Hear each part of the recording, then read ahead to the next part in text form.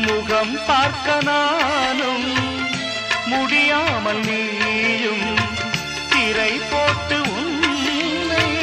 மறைத்தாலே பாவம் ஒரு முறையேனும் திருமுகம் காணும்